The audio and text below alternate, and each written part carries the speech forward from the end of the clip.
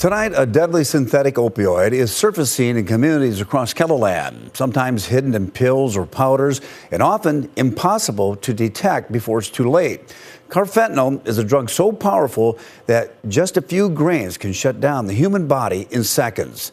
Tom Hansen spoke with two parents and a medical expert about the danger that this drug possesses in tonight's Eye on KELOLAND. It's colorless, it's odorless, and at 10,000 times stronger than morphine, carfentanil is one of the most lethal substances on the streets today. For families who've lost loved ones to it, the impact is devastating.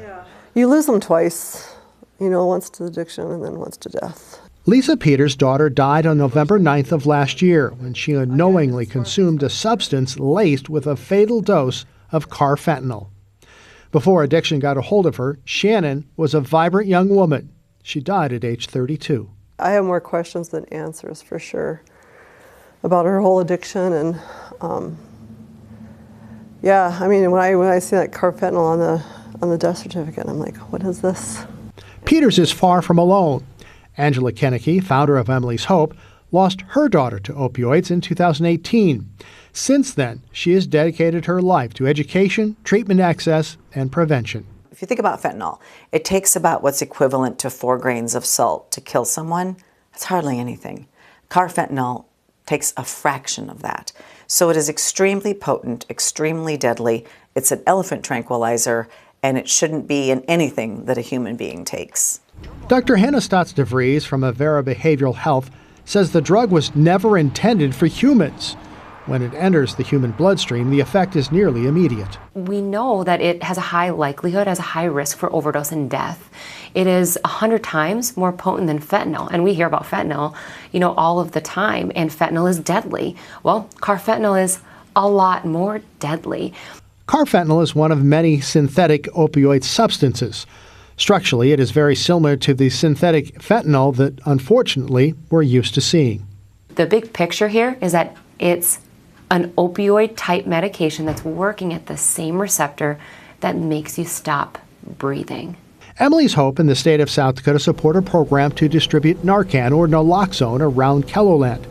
The kits come with 2 doses, but with carfentanil, that may not be enough. Naloxone, or known by the name brand Narcan, is an opioid antagonist. It blocks the opioid receptors in the body. These are powerful synthetic opioids.